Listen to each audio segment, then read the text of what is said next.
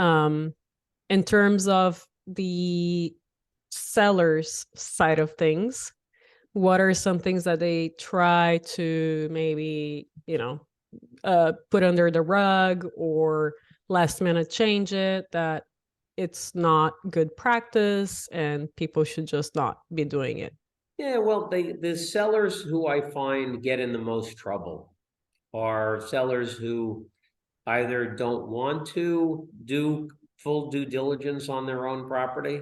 In development transactions in New York, there's something called a massing study that's required, which tells you the shape the building can have, how much mass you can have on the site. And New York City is an as of right jurisdiction. So our zoning tells us what type of building you can build, how much building you can build, and what shape that building can have. But it's very, very complicated. Even the best professionals sometimes have to research certain conditions to figure out what can be done and what can't be done. And I've always found that the sellers who don't want to pay to have a massing study done on a development site, there's probably a problem there.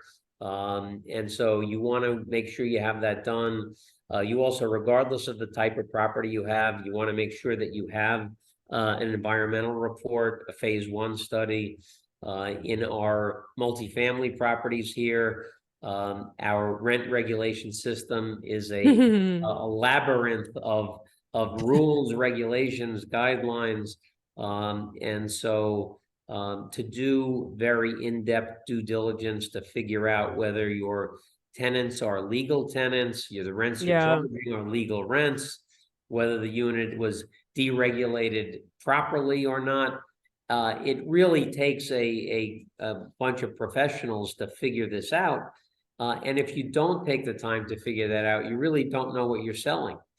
So those are pitfalls that I see sellers get into trouble with, where they just don't want to spend the money to figure out what it is that they own. And if they don't know what they own, I don't know what they're selling, and it has become problematic over the years. So there are many times when we'll tell a seller, look, you have to do this. If you don't, it's very questionable whether you can even sell the property or not. So, number of things. It's important to know what you're selling. And, if a seller doesn't want to investigate those things, they probably are either aware of a problem or suspect that there's a problem, and they don't want other people to know about it. Yeah.